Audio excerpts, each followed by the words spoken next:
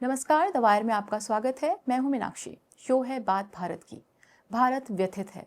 भारत का जो मुकुट कहा जाता है कश्मीर राज्य, उसमें सैलानियों पर हमला हुआ है। आतंकियों ने 25 से अधिक सैलानियों को मौत के घाट उतार दिया। ये बेगुनाह सैलानी वहां घूमने गए थे।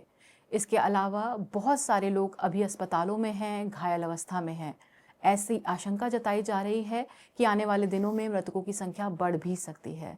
ये सब क्यों हुआ? एक ऐसे राज्य में, एक ऐसे सूबे में जहां चप्पे चप्पे पर सुरक्षा बलों की मौजूदगी रहती है, वहां पर अगर पर्यटक पहुंचे थे, इतनी बड़ी संख्या में पहुंचे थे, तो वहां सुरक्षा के इंतजाम क्यों नहीं थे? इस मसले से जुड़ी बातों को हम आगे भी विस्तार से करेंगे। इस बारे में बात करने के लिए मेरे साथ स्टूडियो में मौजूद हैं वरिष्ठ पत्रकार संजय के झा। संजय जी, आपका स्वागत है। मेरे साथ रहेंगी द वायर की national affairs editor Sangeeta Barua Pisharoty. Sangeeta ji, आपका स्वागत है। Thank you. संजय जी, मेरा पहला सवाल वही है कि ऐसा सूबा जहां पर चप्पे चप्पे पे हम पिछले काफ़ी समय से जानते हैं कि कश्मीर एक सेंसिटिव जगह है, वो एक नाजुक जगह है, वहां पर सुरक्षा बलों की मौजूदगी बाकी पूरे देश की अपेक्षा कहीं बहुत ज़्यादा होती है। फिर टूरिज्म को लेके भी दावे किए जा रहे हैं पिछले कई सालों से। 2019 से खासकर ये कहा जा रहा है कि नहीं, शांति आ गई है और सैलानी पहुंच रहे हैं। सैलानी पहुंचे पर सुरक्षा के इंतजाम, जिस तरह की घटना सामने आई, उसमें हमें लगता है सुरक्षा के वहां पर्याप्त इंतजाम नहीं थे। ये किस तरह की स्थिति है और आप इसे किस तरह से देखते हैं? कुछ रिपोर्ट्स ये बता रहे हैं कि जहां ये घटना हुआ है वहां 15,000 लोग रोज आते हैं। कश्मीर छोड़िए, कहीं भी, भागलपुर में, रांची में, पटना में अगर 15,000 लोग बाहर से आ रहे हैं हर रोज, तो वहां पुलिस की व्यवस्था रहेगी। कश्मीर में नहीं थी, ये अकल्पनीय है। होम मिनिस्टर पार्लियामेंट में खड़े होकर के या पॉलिटिकल रैली में अनाउंस करते हैं कि हमने आतंकवादी की कमर तोड़ दी। कई बार हमने सुना, नोटबंदी के समय में हम लोगों ने सुना कि आतंकवाद खत्म हो गया।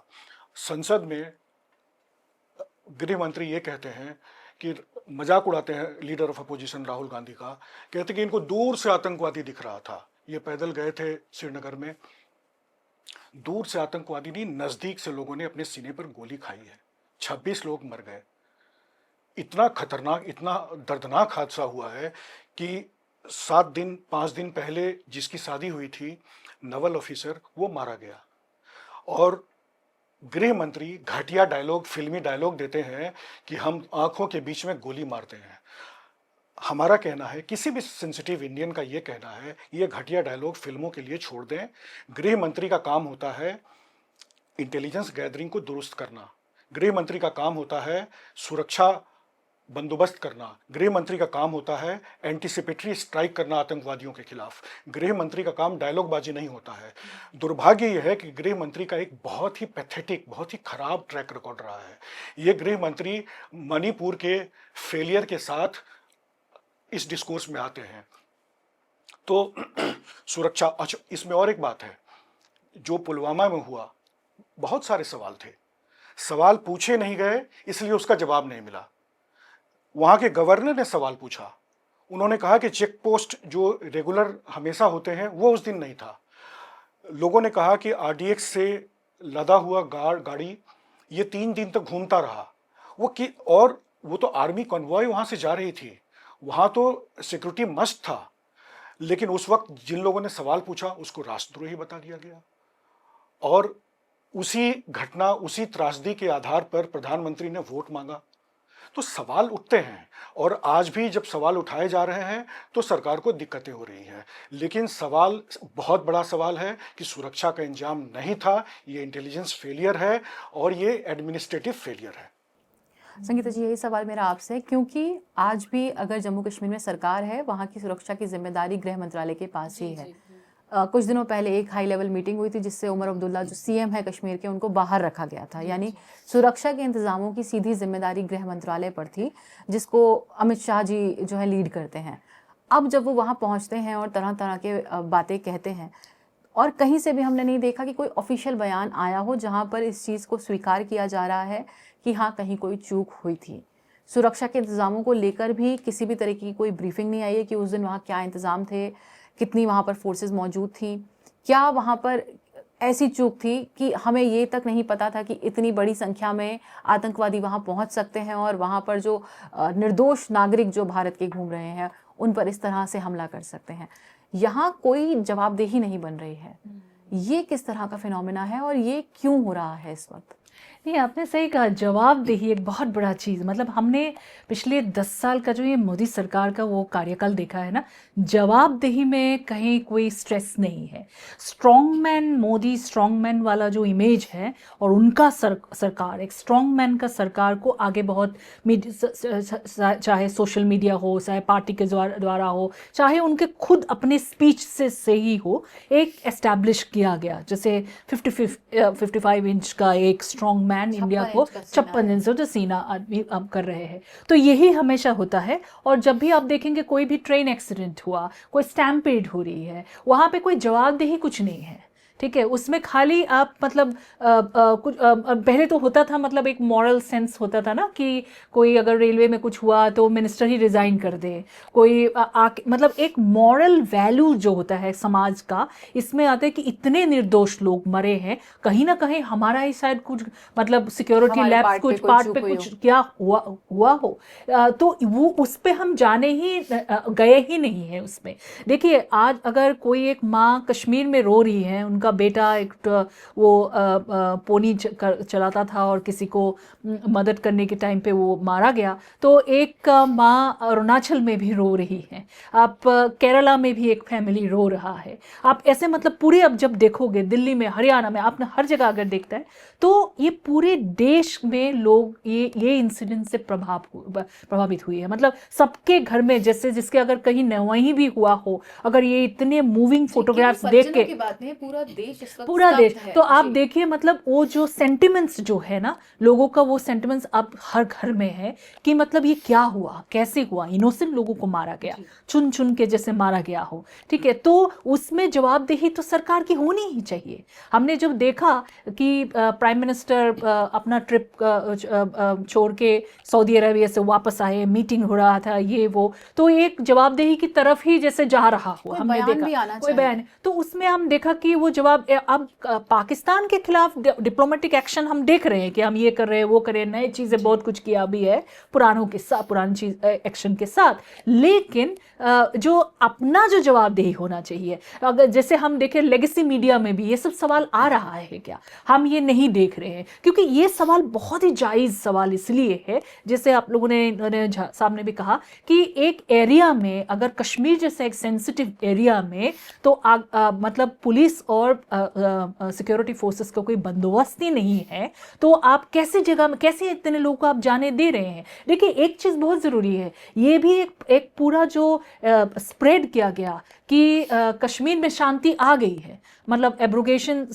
जो 2019 में किया गया, उससे से शांति आ गई है, तो उसी वजह से ही जो प्रोपेगेंडा फैलाया गया, उसी वजह से ही लोग वहाँ टूरिज्म के लिए जाने लगे हैं। मगर नंबर आप देखिएगा, वो नंबर बहुत ही, मतलब 2024 में जो नंबर ओवर 3 मिलियन लोगों ने विजिट किया है वहाँ, क्यों गया है, क्योंकि उनको लगा मतलब कश्मीर है एक बहुत सुंदर जन्नत कहा जाता है। तो उसमें ये है कि आपने वो फैलाया है, आपने बोला कि अब खुल गया है, अब पीस आ गया है, तो तभी तो लोग गए ना, एक विश्वास के साथ गए, विश्वास सरकार पे था। तो ये विश्वास अगर तोड़ा है तो कहीं ना कहीं कुछ छूट तो हुई होगी, सरकार को कोई जवाब तो देना ही, जवाब देना। तो मुझे लगता है ये जवाबदेही में इस सरकार का थोड़ा सा कहीं ना कहीं प्रॉब्लम है। बट एज मीडिया पर्सन मुझे लगता है कि इसमें से हमारे नज़र हटनी नहीं चाहिए। जी सर, यही सेम सवाल मेरा आपसे है कि जब हम जवाबदेही की बात करते हैं और अगर हम पिछले 5 सालों में ही हुए जब हादसे देखते हैं, अगर कहीं कोई घुसपैठ होती है, मिलिटेंट्स मारे जाते हैं,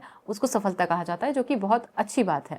लेकिन अगर कोई चूक हो रही है हमारी तरफ से, या सरकार की तरफ से, या सुरक्षा प्रतिष्ठानों की तरफ से, इस पर जवाबदेही क्यों नदारद रहती है? देखिए, अगर जवाबदेही का जरा भी कोई एहसास होता तो पुलवामा के समय में NIA इन्वेस्टिगेशन ऑर्डर किया गया था। आज उसका स्टेटस रिपोर्ट क्या है? इतने दिनों के बाद पार्लियामेंट में स्टेटस रिपोर्ट क्यों नहीं पेश किया गया? जवाबदेही का कोई कंसेप्ट नरेंद्र मोदी ने कभी दिखाया नहीं। जब वो 13 साल मुख्यमंत्री रहे, उन्होंने कन्विक्टेड मंत्रियों को मंत्री पद से हटाए नहीं। यहाँ 11 साल में कुछ भी हुआ। अगर आप यूपीए की सरकार से कंपेयर कीजिए तो पवन बंसल को रेल मंत्री थे, सिर्फ इसलिए हटा दिया गया क्योंकि उनका भतीजा किसी से फोन पर बात कर रहा था ट्रांसफर पोस्टिंग के लिए। इस चार्ज पर उसको हटा दिया गया। पवन बंसल शरीफ आदमी है। शशि थरूर को इसलिए हटा दिया गया कि उसने एक आईपीएल की टीम खरीद ली। अश्विनी कुमार को सिर्फ इसलिए हटा दिया गया कि वो एक सीबीआई की मीटिंग में मौजूद थे। तो इसको कहते हैं अकाउंटेबिलिटी। नरेंद्र मोदी ने आकर के अकाउंटेबिलिटी के पूरे प्रिंसिपल को बरी कर दिया। और अगर अकाउंटेबिलिटी का प्रिंसिपल जिंदा रहता तो नोटबंदी के लिए किसी को अकाउंटेबल ठहराना चाहिए। ये जो लाखों लोग, करोड़ों लोग सड़क पर भटके कोविड लॉकडाउन में, उसके लिए किसी को जिम्मेदार ठहराना चाहिए। ऑक्सीजन की कमी से लोग मारे गए, उसके लिए जिम्मेदार ठहराना चाहिए। तो जिम्मेदारी नाम का कोई चीज नहीं है इस सरकार में। आप रेल मंत्री को देखिए, हर रोज एक्सीडेंट हो रहा है, लेकिन कोई जिम्मेदारी नहीं है। होम मिनिस्टर एक पूरी तरह से फेल्ड मिनिस्टर है। इनकी चिंता ही नहीं है इंटरनल गवर्नेंस। इनको एक नया डिपार्टमेंट बनाना चाहिए, पॉलिटिकल कैंपेन एंड कॉन्स्पिरेसीज, उसका इंचार्ज बना देना चाहिए, क्योंकि ये बीजेपी का पॉलिटिकल मैनेजमेंट करते हैं। नहीं तो मणिपुर की स्थिति में आज जवाबदेही तय होती तो होम मिनिस्टर को इस्तीफा देना पड़ता।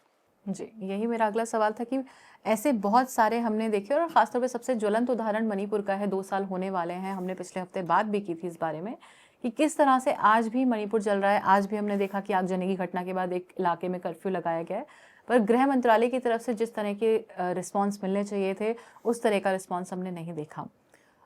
ये जो अभी हादसा हुआ है, इसके बाद जो प्रतिक्रियाएं आ रही हैं, जो बहुत सांप्रदायिक है नेचर में, बहुत ही दुखद है कि वहाँ पर धर्म पूछकर गोली मारने जैसी चीज़ें हुई हैं।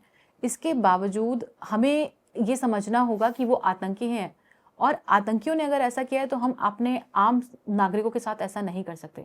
संजय जी, अगर सोशल मीडिया आप देख रहे होंगे तो एक तरह से इस हादसे का, इस आतंकी हमले का सहारा लेके एक कम्युनल खाई और गहरी की जा रही है। ये नेताओं को क्या इस वक्त आकर, जो जिम्मेदार पदों पर बैठे लोग हैं, उन्हें आकर ये नहीं कहना चाहिए कि आतंकियों ने जो किया वो गलत है और उसे हम अपराध कह रहे हैं, पर जो हम अपने साथ के नागरिकों से बर्ताव कर रहे हैं वो वैसा नहीं होना चाहिए, क्योंकि वो आम नागरिक हैं, वो आतंकी नहीं है। देखिए मीनाक्षी, ये इस तरीके के आतंकवादी घटनाओं को डिफीट करने का जो प्री कंडीशन है वो ये है कि इंडिया यूनाइट हो जाए। लेकिन हम लोग कर क्या रहे हैं? हम लोग बीजेपी के कुछ ऑफिशियल हैंडल्स से मैसेज आ रहा है, धर्म पूछा जात नहीं। क्या मैसेजिंग है? वो ये बताना चाहते हैं कि धर्म अगर बैटलफील्ड है तो हमको स्वीकार है, हम लड़ने के लिए तैयार हैं। जाति को बैटलफील्ड मत बनाओ, धर्म को बैटलफील्ड बनाओ। अगर धर्म बैटलफील्ड है, अगर इस्लाम के खिलाफ आपकी लड़ाई है, तो फिर प्रधानमंत्री सऊदी अरबिया में उस वक्त क्या कर रहे थे?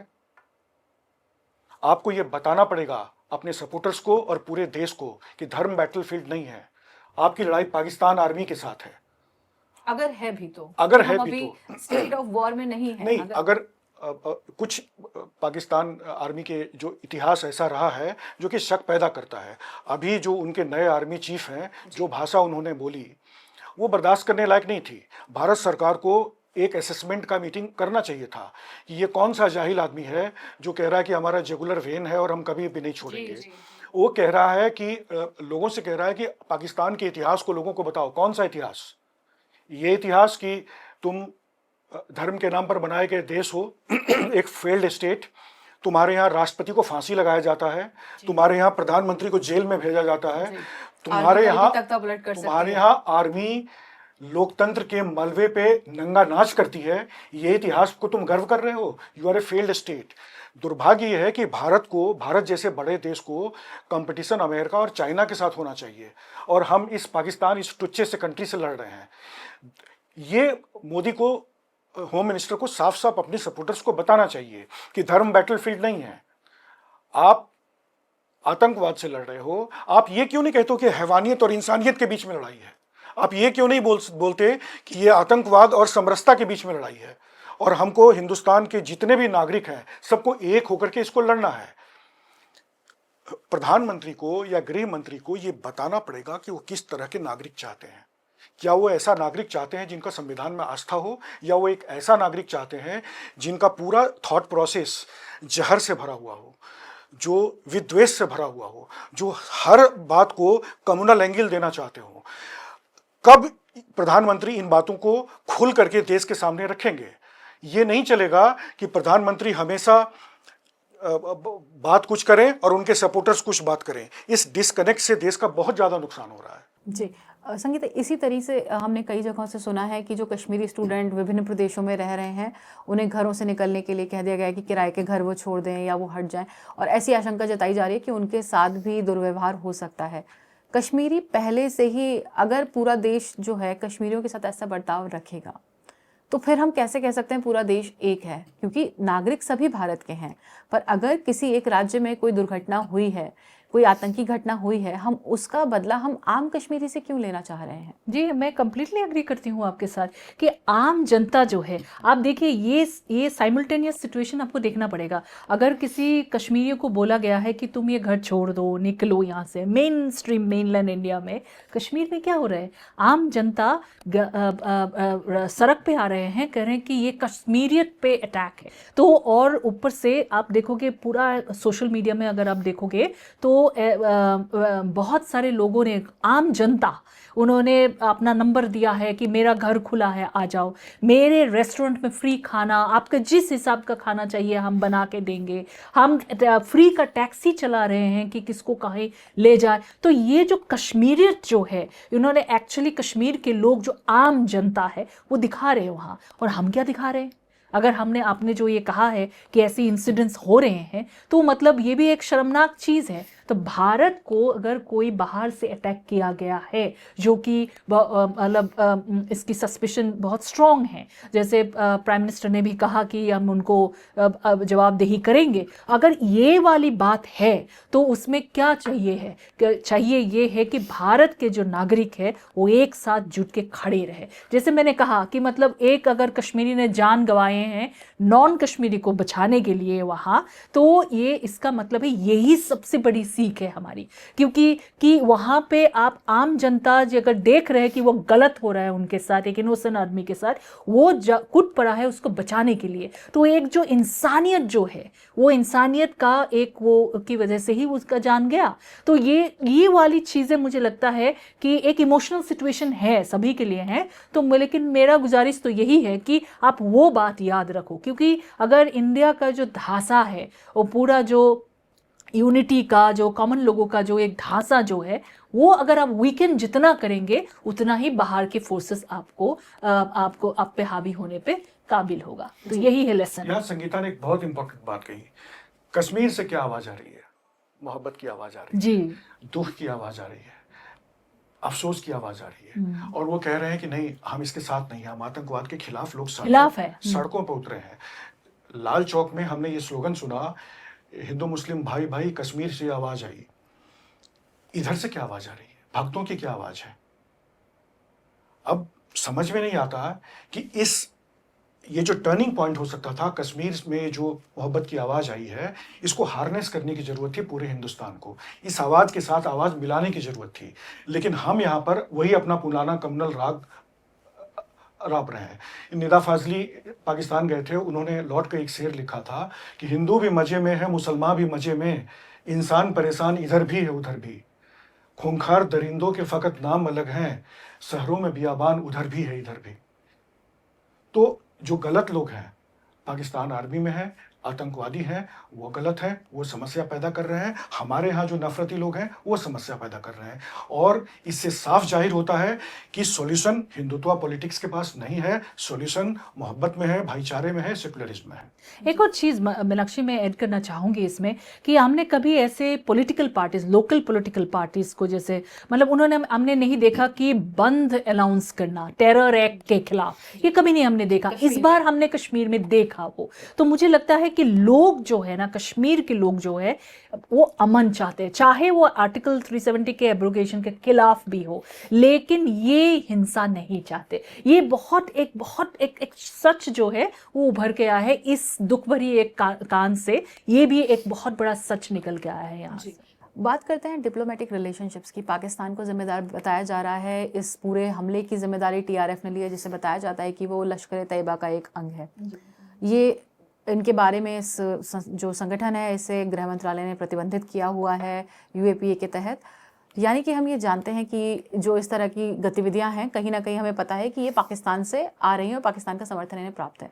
डिप्लोमेटिक रिलेशनशिप्स जो हैं वो पहले से ही गर्त में जा चुके हैं, अब उसे और घटाकर क्या इस समस्या का हल पाया जा सकता है? देखिए, इंडिया को कुछ ना कुछ तो डिप्लोमेटिकली करना पड़ेगा ना, स्ट्रॉन्ग मैसेज। तो मुझे लगता है एक बहुत स्ट्रॉन्ग मैसेज गया है, पर्टिकुलरली ये जो जो वाटर ट्रीटी को स्थगित किया गया, सस्पेंड किया गया है for some time.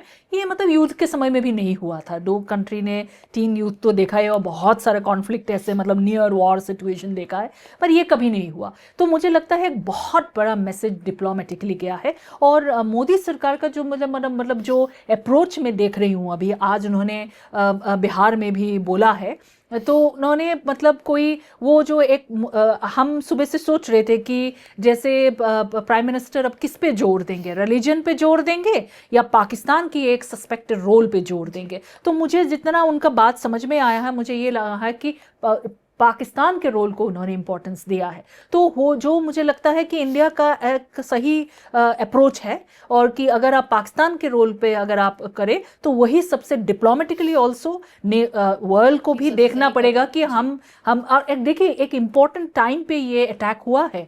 US vice president JD वांस इंडिया में थे और उस टाइम पे अटैक हुआ है। तो मैसेजिंग पे बहुत स्ट्रॉन्ग है, आप ये देखिए। और सरकार जो कह रहे हैं कि पाकिस्तान मतलब इंडिया कश्मीर का अच्छा हो रहा था तो और सक्सेसफुल इलेक्शन हुआ है तो इसके वजह से ये सब हुआ है, तो कितना सच कितना झूठ है हमें ये नहीं पता। उसी के वजह से ही हुआ हो ये हमें नहीं पता, बस जो दिख रहा है आंखों से वो तो बोलना पड़ेगा कि जेडी वांस का प्रेजेंस इंडिया में था, उस टाइम हुआ है। जैसे क्लिंटन की प्रेजेंस में पहले ऐसा अटैक हुआ है, और ये एक बहुत बड़ा अटैक है। मतलब आप ताज अटैक के बाद, मुंबई अटैक 2008 के बाद एक सिविलियन अटैक है, सबसे बड़ा ये हुआ है।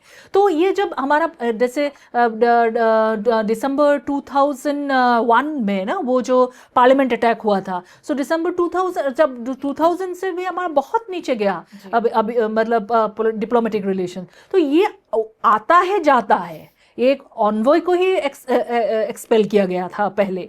तो ये चीज़ें तो हैं, लेकिन इस बार जो नया हमने देखा है इस द इंडस ट्रीटी का जो सस्पेंशन है हमने देखा है, तो मुझे लगता है it is a right move in a way, कि एक अच्छा सही मूव है कि डिप्लोमेटिकली कि हम स्ट्रॉन्ग हैं, हम इसको अपोज कर रहे हैं और पाकिस्तान को डायरेक्ट एक मतलब गिल्टी ठहरा रहा है। तो मुझे लगता है यही मैसेज अभी सरकार का अभी तक के लिए तो यही। यानी कि हम ये समझ सकते हैं कि जो सिंधु जल संधि को रोका गया है, बर्खास्त किया गया कुछ समय तक, इसका प्रभाव पड़ेगा पाकिस्तान के ऊपर। जरूर पड़ेगा। आप देखिए ना, पूरा ये one of the world's biggest river system है ये, ठीक है। तो और जो पाकिस्तान इस पे बहुत डिपेंडेंट है, ना कि इरिगेशन, समर में इरिगेशन का उनका एग्रीकल्चरल लैंड के लिए, ऑल्सो ड्रिंकिंग वाटर उसके लिए। हाँ, एंड ये एक ऐसा ट्रीटी है जिसको थोड़ा मॉडरेट करता है, वर्ल्ड बैंक मॉडरेट करता है इसको।